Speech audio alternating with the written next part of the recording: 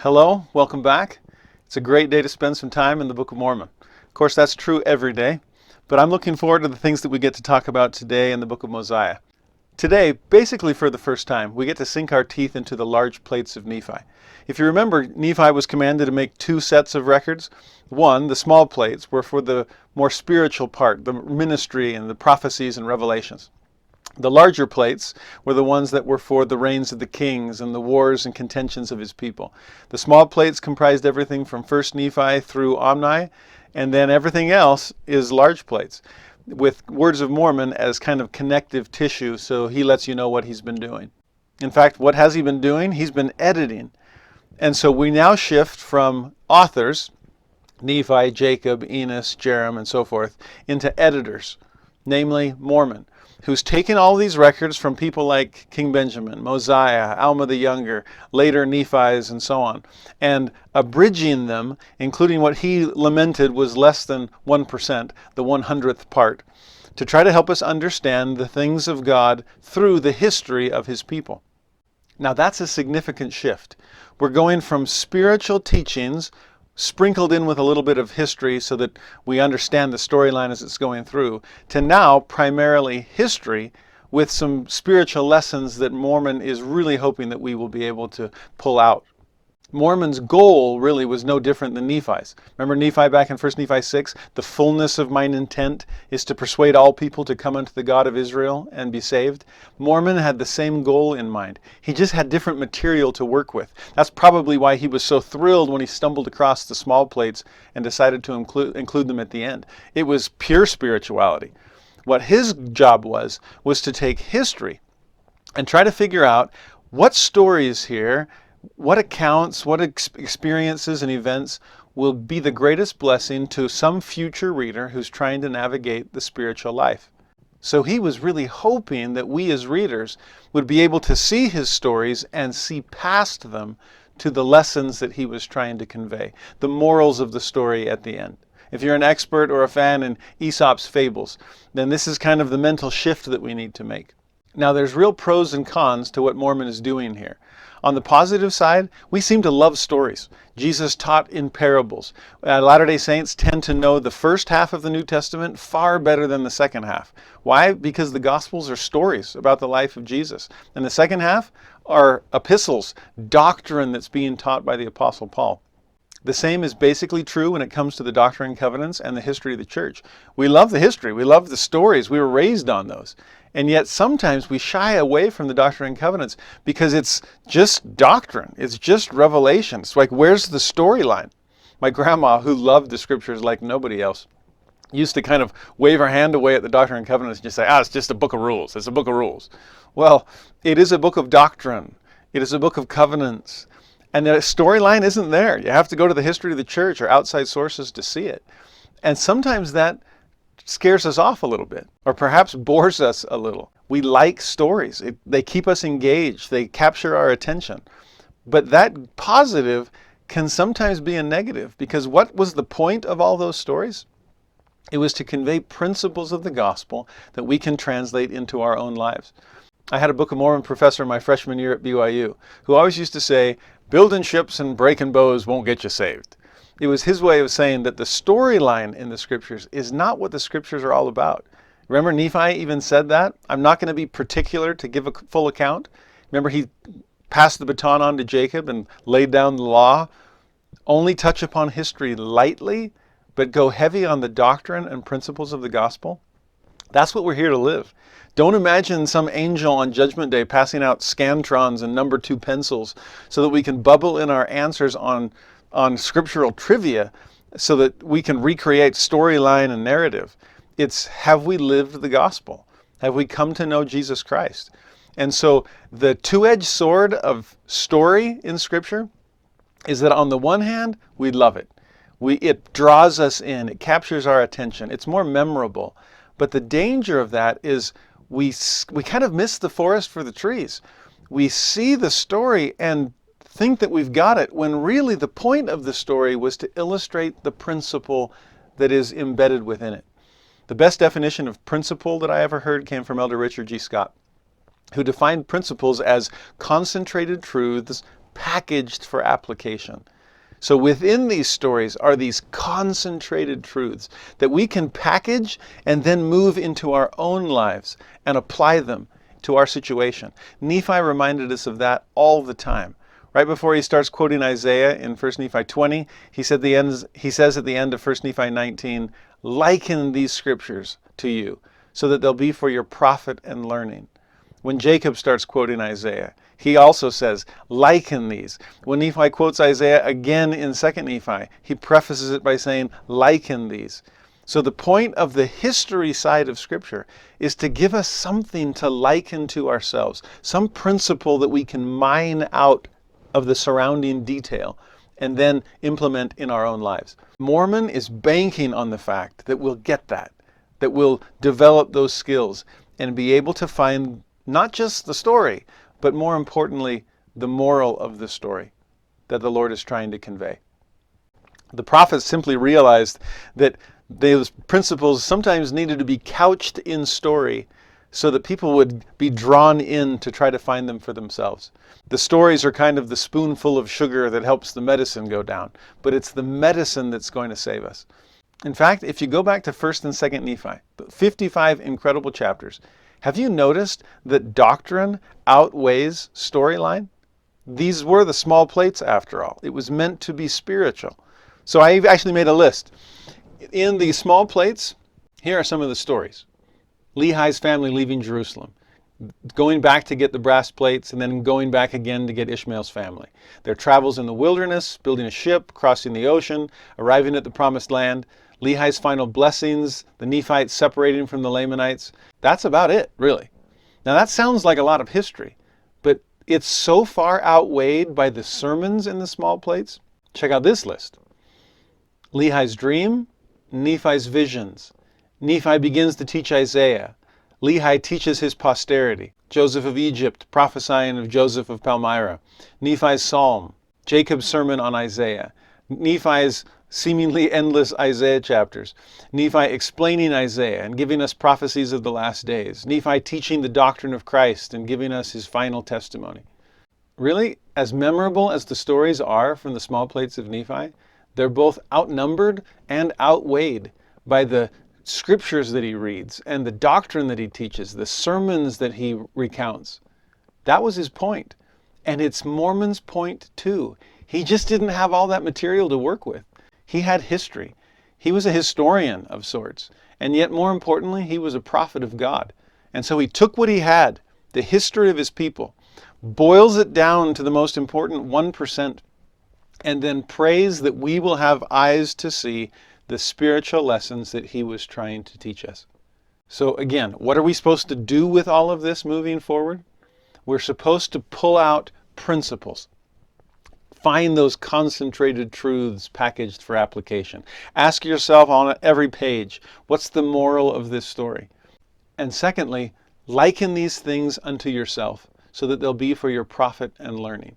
Today's material, Mosiah 7 through 10, is such a great place to practice that. We haven't had to do much of that so far, but we're going to be doing a whole lot more of it from this moment on. So don't just skip rocks and go straight from King Benjamin to Abinadi. It's tempting to do that. Those two discourses are life-changing, but the material in between them, Mosiah 7 through 10, gives us the chance to practice the skills of pulling out principles and learning to liken. Let's do both of those today. Now, to help us with that, let me just run over a little bit of history very, very briefly. The book of Mosiah is tricky as far as history is concerned. I'll admit that. The challenge is there's two different groups of people that live in two different places. There's 3 generations in both spots, but there's flashbacks in the story, and sometimes you're wondering which group are we talking about and who comes first. There's names that are repeated later in the book of Alma that are more famous stories, and so you wonder, is this the same Ammon that I'm used to? Limhi and Lamoni, and his names are almost the same. The book of Mosiah can be tricky. It'll start to make sense, or at least get easier once we get to chapter 25. Because the 3 generations have passed and the 2 groups of people have reunited. But to get there, there's going to be some trickiness that we're going to have to wade through. To try to simplify things as best as I can, just keep in mind 2 different areas with 3 generations passing. The 2 areas are the land of Nephi and the land of Zarahemla. If you remember at the end of the book of Omni, mentioned again in Words of Mormon, King Mosiah I was living in the land of Nephi, but was told of God to leave.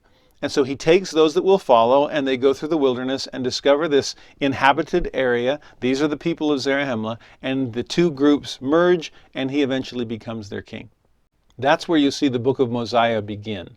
King Benjamin's address is there at a temple in the land of Zarahemla. It's among this mixed multitude of Nephites and Mulekites, basically. The people of Nephi and the people of Zarahemla. But then in today's chapters, what you get is a group of people from Mosiah's people in the land of Zarahemla that want to go back to the land of Nephi and try to retake it, to inherit the land of their forefathers. So now you have 2 different groups. And that first generation is King Mosiah I in Zarahemla and King Zeniff in the land of Nephi. Fast forward a generation and you have King Benjamin in Zarahemla and you have King Noah in the land of Nephi. And then fast forward another generation and you have King Mosiah II, Benjamin's son, in Zarahemla, and King Limhi, Noah's son, in the land of Nephi. And it's Limhi that brings his people back. So does that make sense? 2 different spots, land of Zarahemla, land of Nephi, 3 different generations. In Zarahemla, it's Mosiah I, Benjamin, Mosiah II. And in the land of Nephi, it's Zeniff, Noah, and Limhi. If you can keep those 3 generations almost parallel in your mind, the dates don't have to perfectly work. But if you keep those parallel, there's some powerful foils that you'll be able to see. Comparing Mosiah I to Zeniff. Comparing Benjamin to Noah. That's the ultimate difference. And then comparing Mosiah II to Limhi. So everyone starts together, they split, pass through 3 generations, and then reunite. And that might be the simplest way to see it. You have a group who stays and a group who strays. Can you start thinking of ways that this might be likenable or applicable in your own situation? The people in Zarahemla, Mosiah, Benjamin, Mosiah, are those who stay. They were led there by God, and they live their lives and change their hearts and experience their conversions there. Meanwhile, this other group, Zeniff, Noah, Limhi, were there, but they strayed. They left the fold, and they go through some interesting experiences in that prodigal time period. What they have to teach us is incredibly relevant to our situation. All 3 kinds of missionary work are present in the Book of Mormon: conversion, retention, and reactivation. We read conversion chapters in Alma 17 to 27, for example, when Ammon and his brethren are off teaching Lamanites, non-members, about the gospel of Jesus Christ. We can see retention chapters at the beginning of Mosiah and at the beginning of Alma, where King Benjamin is teaching essentially church members to deepen their faith and commitment to Christ in his address, or later, like in Alma chapter 5, where Alma is whipping the church into shape, or teaching even deeper doctrine to the people of Gideon in chapter 7. And then we also see what we could call reactivation chapters, where people who knew the truth or had been taught it wander away or stray from the fold and eventually find their way back. You see that in these chapters today. Much of Mosiah is along those lines. Whether it's the people of Zeniff or the people of Limhi, whether later on it's the people of Ammonihah in the book of Alma, conversion, retention, reactivation runs throughout much of Mosiah and Alma. And today's focal point seems to be on more reactivation efforts than the other 2. You see a people stray during the days of Zeniff, live very far from the standards of God in the days of Noah, and then wrestle to return to the fold in the days of Limhi. It's a beautiful story of coming full circle as people wander away but return to God. In fact, that's another story arc that we could take from these chapters. As Elder McConkie described, the pillars of eternity are creation, fall, and atonement. And that's the story arc of life. That's the plan of salvation.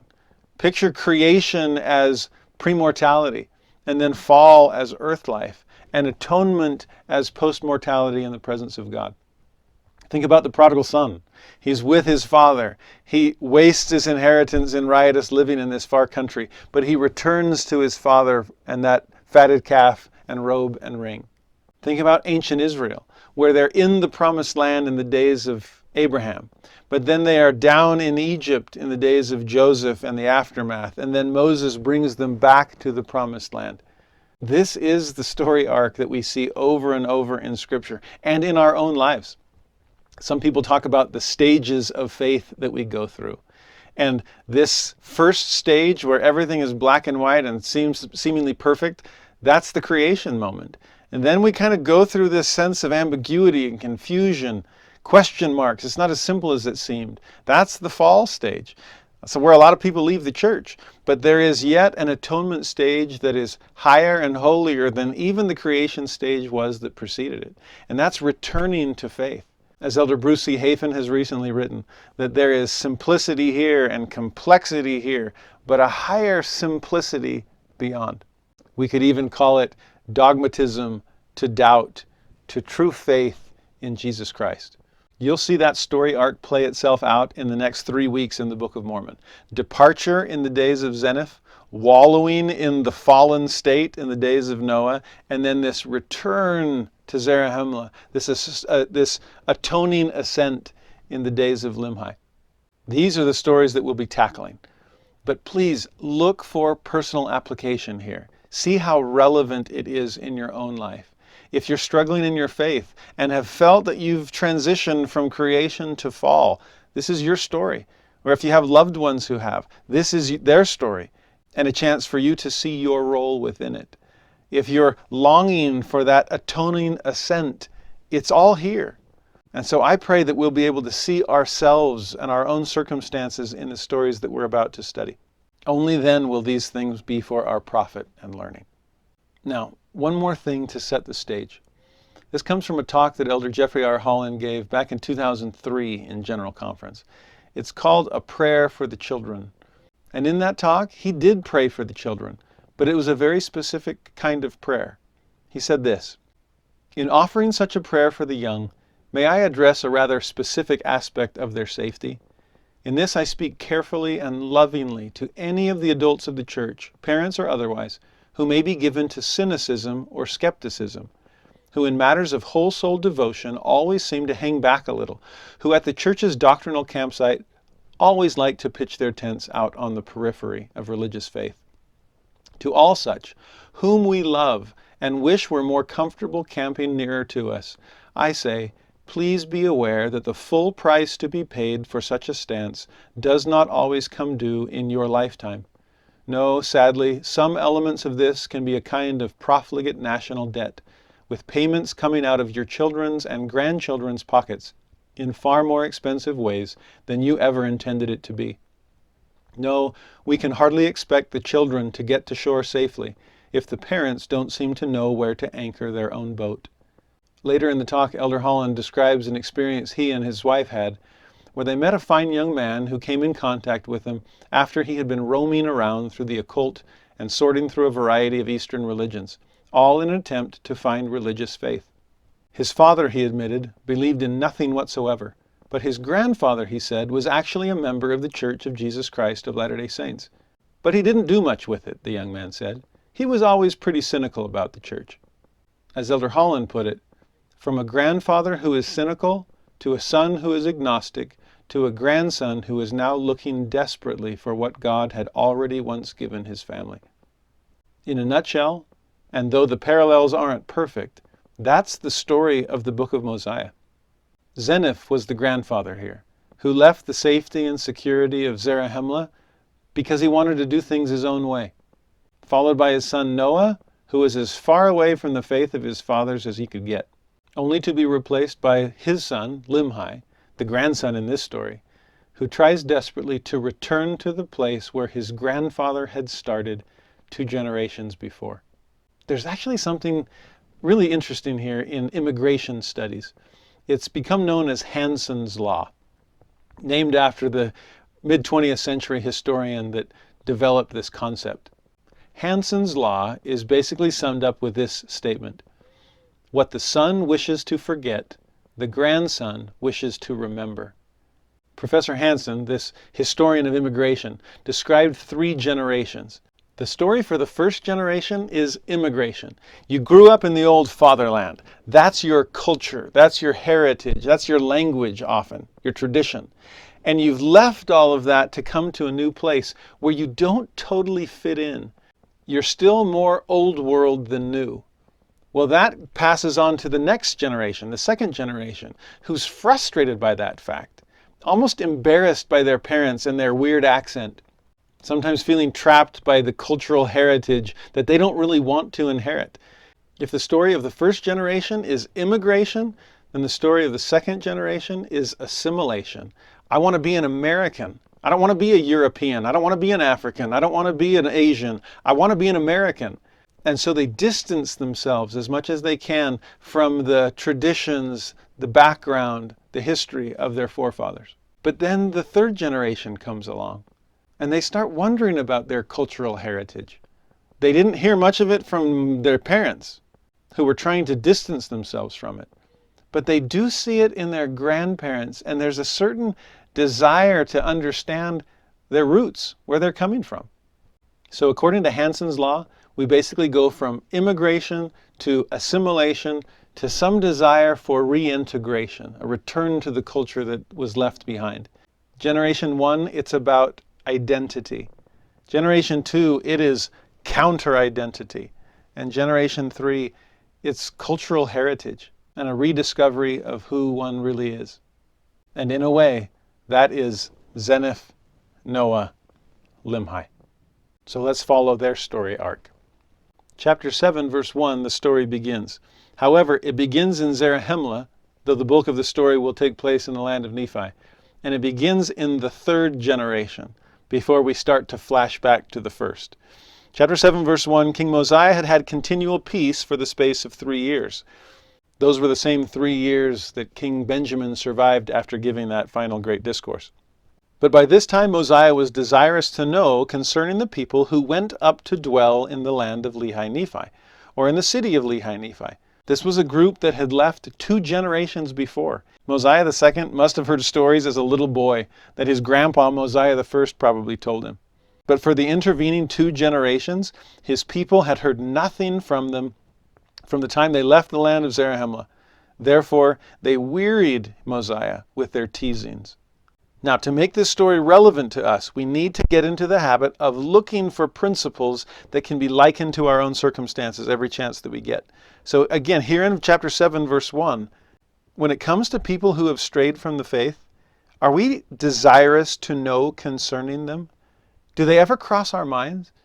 Do we sometimes sit back and wonder, whatever happened to that family? Or how is that person doing? I wonder where their life has taken them. If they ever miss the church or the gospel that once was such a part of their lives. Unfortunately, what it says later in the verse is too often true. His people had heard nothing from them from the time they left. Because the restored gospel of Jesus Christ is so all-encompassing, sometimes our life within the church of Jesus Christ can be all-consuming. It's not that we're trying to avoid non-members, and we're certainly not trying to shun or forget about former members or less active members.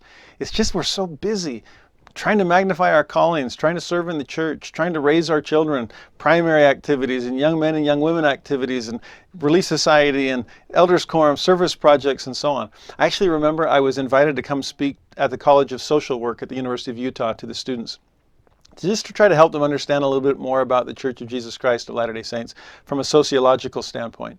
And there were a few people that were not members of the church or that were former members of the church in that group. And there was a certain sense of, frustration over what they perceived as the exclusivity, the isolationism of Latter-day Saints.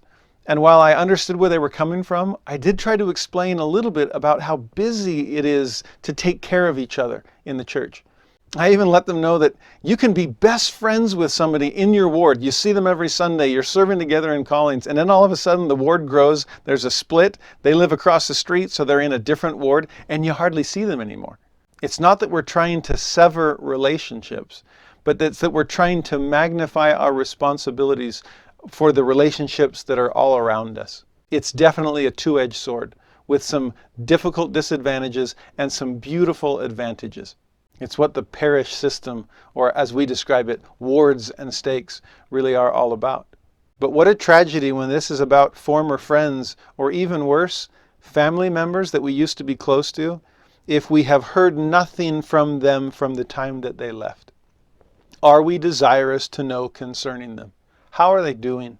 Independent of the church, to show that our relationship wasn't just dependent upon fellow membership in the faith. That seemed to be on the people's mind, because as it says at the end of verse 1, the people of Zarahemla wearied King Mosiah with their teasings. Now, I was an expert at teasing when I was a teenager. Ask my siblings. I'm sorry. But I don't think that's what that word means in this context. I don't think they're going, "Neener, neener, King Mosiah. You don't know about these people that left in your grandpa's reign." If you look up teasings in the dictionary, one of the definitions, the one that teenagers are also adept at, is to persuade to acquiesce, especially by persistent small efforts. It doesn't necessarily mean that we're making fun of someone. It's just that we keep on trying because we want our parents to relent, that we want them to give in. Back in 1828, with the dictionary that Joseph Smith would have had available, to tease meant to vex with importunity, to just keep pleading, to be persistent in those efforts. And if there's one thing I know about reactivation work, it's that positive kind of teasing needs to take place. Hopefully not to the point of vexing someone with our importunity. That can be a problem, especially if the person is made to feel like some kind of a project. And so I just keep on asking more for my sake than for theirs. I've seen that done, and it's never successful. However, to see the slow and steady sincerity that can come with the proper kind of teasing, the persistent small efforts that over time can soften a heart and break down a wall and allow someone to realize that we are sincere in our efforts and in our concern and love for them. I still remember some of the families I was assigned to home teach when I lived in Tennessee. I was new there. I didn't know these people. And they had been inactive for ages, it seemed. One particular man, he never allowed me to cross his threshold. I would stand on the porch and try to engage in conversation, try to get to know him. The first time, I honestly feared for my life. I wondered if he had a shotgun behind the door that he was about to pull out and tell me to get off of the premises. I felt like I was on a bad episode of the Dukes of Hazzard or something. In fact, I joked with my wife. I stopped calling it home teaching and started calling it the Treat of the Month Club. Because each month I would go and drop off cookies one month, or brownies the next month, or Rice Krispie treats the next month. I just wanted to let them know I'm here for you. One point he even confronted me and said, "Why do you keep coming back? Don't you have other people you can visit?" And I said, "Oh, believe me, there are so many other people to visit. Inside and outside the church, everybody needs help. But I want you to know that I am here for you. It's not just that I have other people to visit. Do you have other people that you can go to? I just want to be among that number. I want you to know that I'm here for you. Whatever you need, and whether that's the gospel or whether that's cookies, I'm here for you." I still remember the first time that I drove by his house when he was out mowing his lawn, and I pulled over to say hello, and we actually had a friendly conversation. This was months and months and months into Treat of the Month Club. Even better was the month that I missed, and that he texted me to see how I was doing. He never returned to church, at least not during the years that I was there. But based on the friendship that began to form between us, I do believe that my teasings had a positive effect. Slow and steady efforts to help people know that we're sincere. So in this case, Mosiah responds to those teasings. And in verse 2, he grants that 16 men go to find out about them. Now notice who he sends. These are the type of people that are best involved in this work. They were strong. To seek after the sheep who stray, we need to be strong spiritually and strong socially, really, to be able to strike up conversations with people who might be more prone to give us a stiff arm. And notice what they're sent to do. They weren't put under orders to forcibly bring these people back to Zarahemla. They were sent simply to inquire concerning their brethren. People they've never met, but how are they referred to? Their brethren. Inquire concerning them. Simply get to know them. Find out their story. Not just why they left the church, but perhaps why they were ever a part of it to begin with.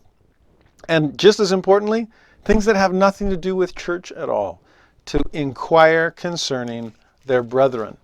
So they go. In verse 3, they're led by Ammon. This is not Ammon in the book of Alma, who is famous for chopping off arms. That was Ammon the converter. This is Ammon the reactivator, if we want to give them those titles. But he was a strong and mighty man. And that's what it's going to take. In verse 4, they knew not the course they should travel. Isn't that how you feel when you try to reach out to the less active? So often I am completely clueless as to what I'm supposed to do. How can I reach them? This group wandered many days in the wilderness, 40 days to be exact. Now throughout Scripture, 40 days often comes up as a symbol, whether it was literal or figurative, 40 days is often used as a symbol of purification. The rains fell for 40 days and 40 nights in the flood to cleanse the earth, to purify it. The ancient Israelites wandered in the wilderness for 40 years to purify themselves before they were able to enter the promised land. So whether this 40 day is literal, or perhaps in our case, symbolic, am I spending my time as I'm not sure where to travel, what to do to help people return? Am I purifying myself? And not just in terms of worthiness, but am I purifying my motives? Am I only reaching out for these people because I've been assigned to? I remember befriending a less active once and pleading with my elders quorum president, do not assign me as his home teacher. That will change everything as far as his perception, thinking, oh, now I know why you're befriending me. You have to. This is the assignment. Are we purifying our motives? Are we inquiring after our brethren? Are we seeking divine guidance as we wander in the wilderness, unsure of how to reach the people that we're concerned about? They eventually find the people that they're looking for. But in verse 7, they are immediately taken and bound and committed to prison. That does sound pretty close to what it feels like to work with a less active that does not want to be reactivated. However, after 2 days in prison, notice what comes of their conversation. In verse 9, King Limhi, the son of Noah, the son of Zeniff, who came out from the land of Zarahemla to inherit this land, begins to speak to Ammon. And he says to him in verse 10, I desire to know the cause whereby ye were so bold as to come near the walls of the city, when I was out there with my guards. Boldness tends to breed curiosity. Now again, be bold but not overbearing, we learn later in the Book of Mormon. But if we're bold enough to go knock on a door, to drop off a plate of cookies, to reach out to someone, to text someone you haven't talked to in so long that you're wondering if the number is still correct, to instant message somebody on social media that may be a friend in Facebook, but can hardly be considered much of a friend after so much time has passed without involving them in your life. It has to start somewhere.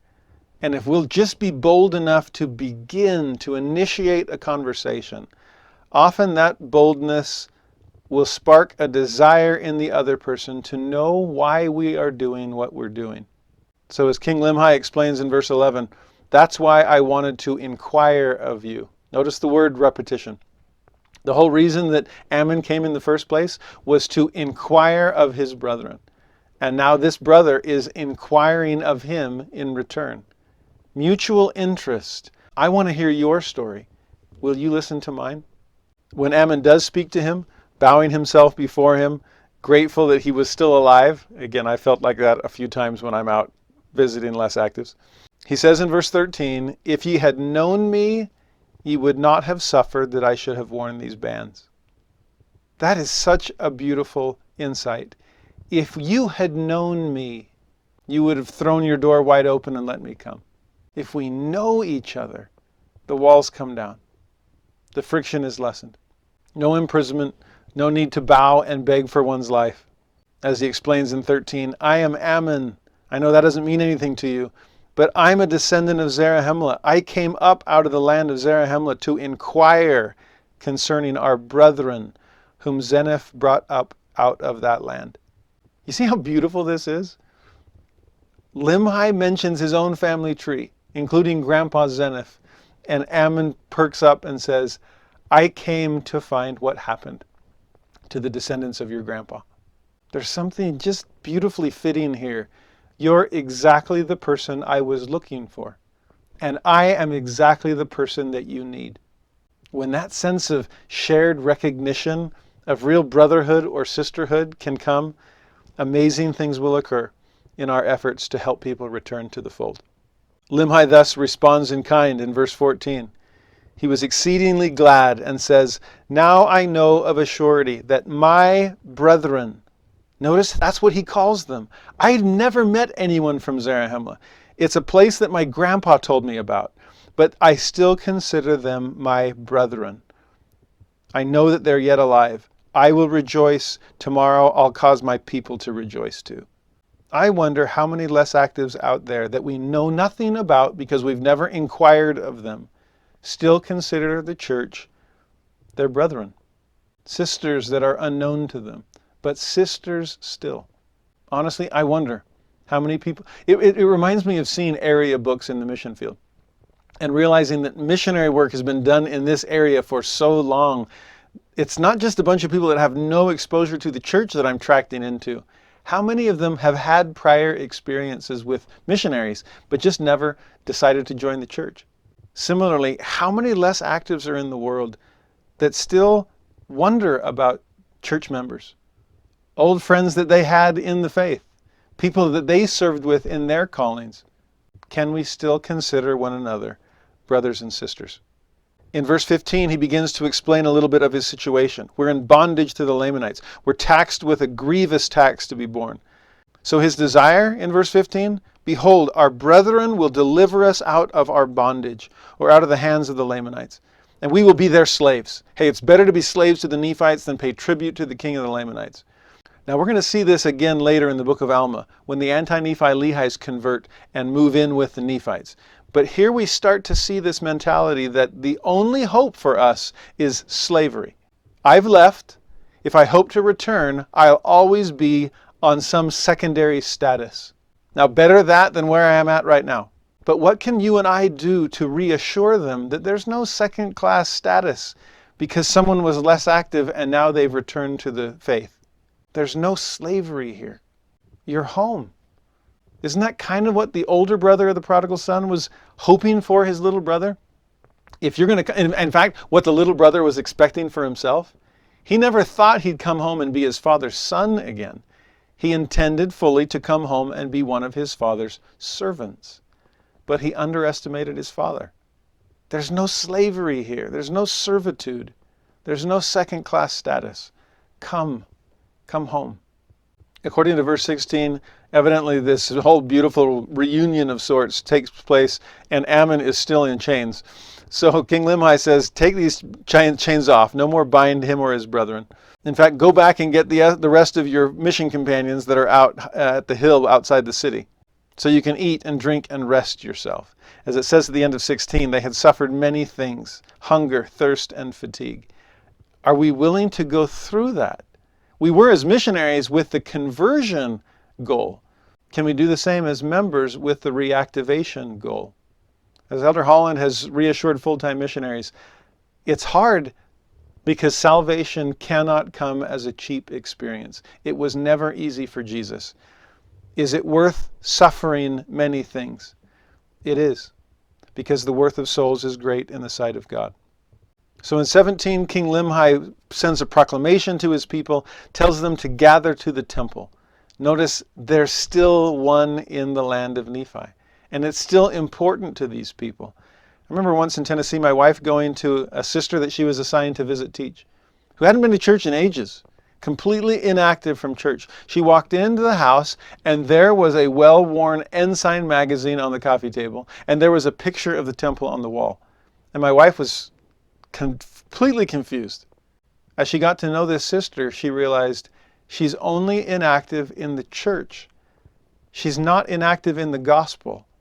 It still means so much to her. The temple is still the gathering place for these people. Even though, if we're talking spiritually, no one is in a position to enter and do what temples are usually used for. Still, in verse 18, they can see the light at the end of the tunnel. King Limhi says to his people, "Lift up your heads and be comforted, for the time is at hand, or at least it's not far distant. We'll no longer be in subjection to our enemies." Can we give less actives hope that they can return, that things will be better for them, that the time is at hand, it's not far distant, that they can be back in full fellowship and faith? That being said, King Limhi was wise to say at the end of verse 18, "Yet I trust there remaineth an effectual struggle to be made." There may still be difficult days ahead. Repentance is an upward climb. To break bad habits developed in the meantime, or to regain some of the momentum that was lost, that may yet require an effectual struggle. But the time is not far distant that life will be good again. So lift up your heads and rejoice, he says in verse 19. And most importantly, put your trust in God, in that God who was the God of Abraham and Isaac and Jacob, that God who brought the children of Israel out of the land of Egypt, walked them through the Red Sea on dry ground, fed them with manna so they wouldn't perish in the wilderness. See, we're not the only ones who've strayed. We're not the only ones that left the promised land and went down to Egypt and found their way back to Israel with the help of their God. The same can be true of us, he says. You just have to trust him. This is so beautiful to me that these are the words of Limhi, not the words of Ammon. Ammon's probably sitting back aghast saying, this is exactly the sermon that I would have delivered. But it's coming from their king. So often they remember more than we think they do. Their faith is stronger than we give them credit for. Their desires are deeper and more righteous than what we might have assumed. They want to put their trust in God because they still know that God and want to fully return to him. Verse 20, one more example to reassure them. The same God who brought our fathers out of the land of Jerusalem, who's kept and preserved his people even until now. He's always been there to help his people. It's our fault that things have gone south for us. It is because of our iniquities and abominations, he admits, that God has brought us into bondage. Now in verse 21, he begins to tell the story. You're all witnesses this day. This isn't news to you. It is news to Ammon. So let me just reiterate for you and reveal to him that Zeniff, Limhi's grandpa, who was made king over this people, he being overzealous to inherit the land of his fathers. That's the first thing we come to know about Zeniff, that he was overzealous. He wanted something, and he wanted it so badly that perhaps against better judgment, he put himself into harm's way. The king of the Lamanites deceived him. Verse 21, he's described as being cunning and crafty. And so he forges this treaty with King Zeniff, clears out part of his territory and says, yeah, be my guest. You're welcome here. All for the purpose, verse 22, of bringing this people into subjection or into bondage. And that's exactly what happened, to the point that they're now giving half of all that they can grow as tax to the king of the Lamanites. They're subsidizing their own bondage. They're paying for their own captivity. Is not this grievous to be borne, he says in verse 23? Are not these our afflictions great? Have we not great reason to mourn? And yet, as he admits at the end of 24, it's our fault. This is all because of iniquity. Now let me say something briefly about Zeniff. We'll return to him in a moment. But that detail that he was overzealous. So often we feel that people who have left the church, it's because they are undercommitted.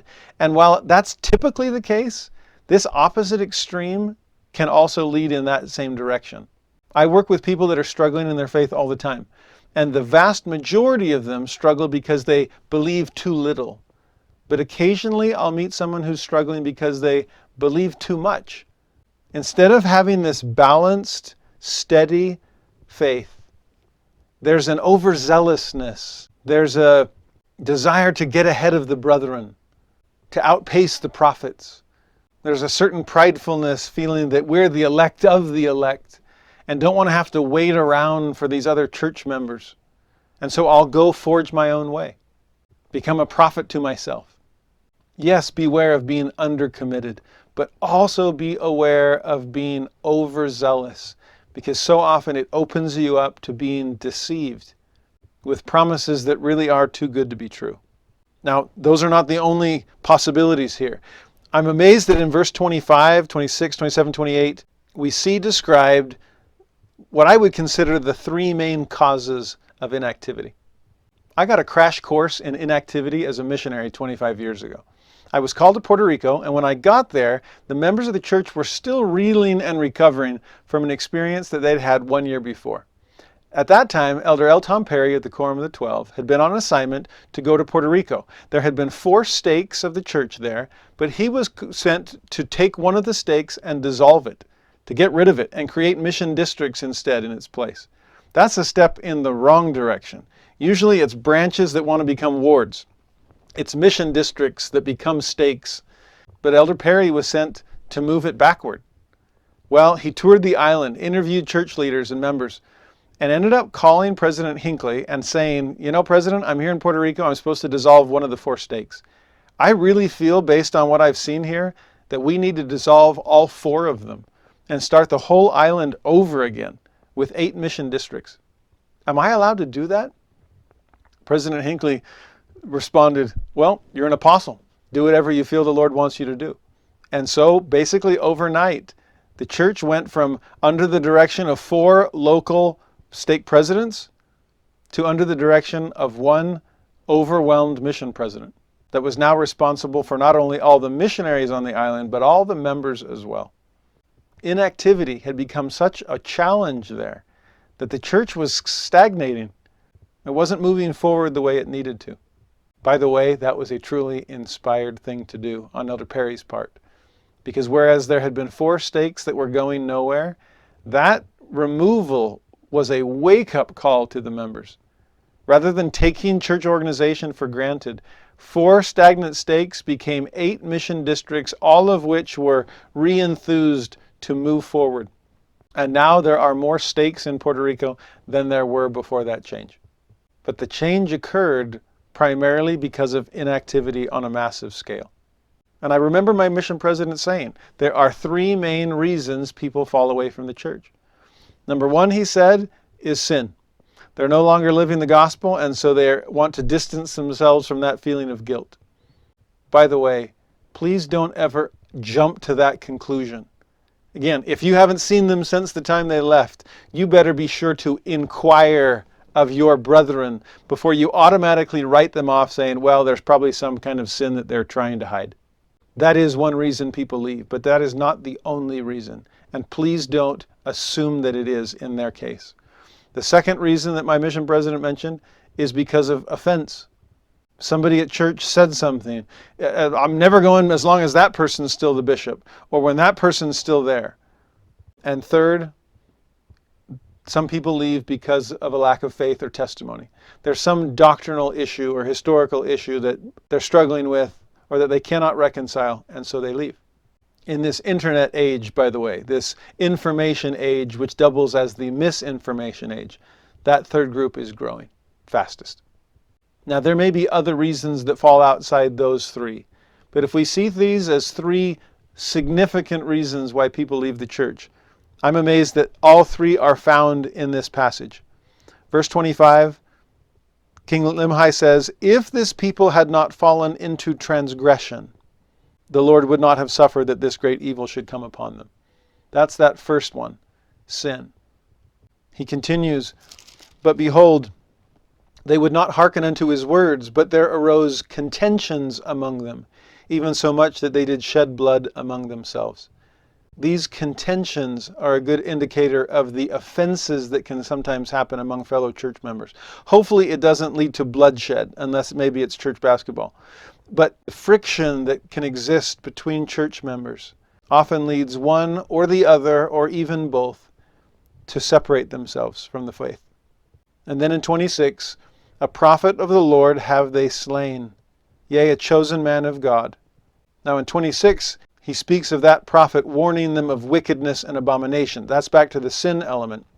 But in 27, it's the doctrinal element. That man of God that they slew said certain things, taught certain things, and he was killed for it. So think about these 3 that are described in these verses. We fell into transgression. We allowed contention to rise among us. we've slain a prophet because of certain doctrines that he taught us, there is sin, there is offense, and there is doctrine or testimony issues. You can describe them as the spiritual, the social, and the intellectual or doctrinal component of our membership.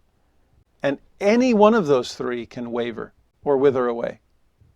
By the way, as I've pondered these three, I remember at one point this insight came that these three elements of inactivity coincide perfectly with the three great cardinal Christian virtues of faith, hope, and charity. If they're struggling with sin, then they're simply having a crisis of hope. Hope for forgiveness. As Mormon says, for what is it that we shall hope for? We shall have hope through the atonement of Christ.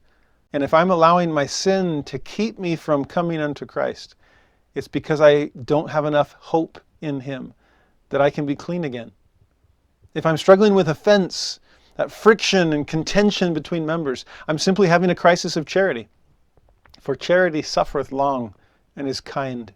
Charity forgives one another. Charity dissolves dispute and eliminates contention. Charity is the pure love of Christ, even towards people who don't seem very deserving of it. And then thirdly, if we're having doctrinal or historical or intellectual concerns with the church, that's simply a crisis of faith. And that faith can be fortified. We have no problem admitting that our physical health has its ups and downs. We're finally getting to a point where we're getting closer to admitting that our mental health has its ups and downs. Are we yet to the point where we can admit that our spiritual health has its ups and downs too? That we all, on occasion, struggle with crises of faith or hope or charity? Our issues may tend to be more in one than in others, but to see that these are things that we all go through, and they're things that we can all recover from, that we can strengthen our faith, that we can increase our hope, that we can deepen our charity, and as a result, we can come home. By the way, in verse 27, what they remember from Abinadi's address, which we'll study in depth next week, is pretty impressive.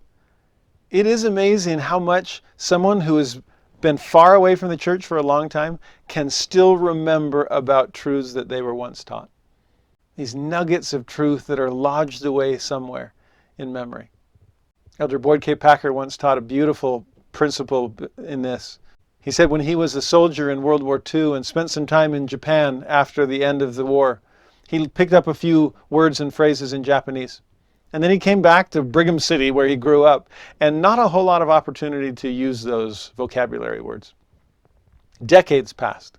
He was then a member of the Quorum of the 12, and he was on assignment in Japan, and all of a sudden found himself remembering words and phrases that he'd learned decades before and never used in the interim. It struck him that some things just come back quickly, and he used our memory of gospel truths as an example of that, specifically speaking of those that have strayed from the fold. I bet you know more than you think and remember more than you realize. It doesn't take a lifetime to get back up to speed. You remember, and so much of that will just come rushing back as soon as you give it a chance to. Limhi reminds them of a few other things, but then closes this chapter in verse 33 by saying, if you will turn to the Lord, which implies that they had turned away from Him.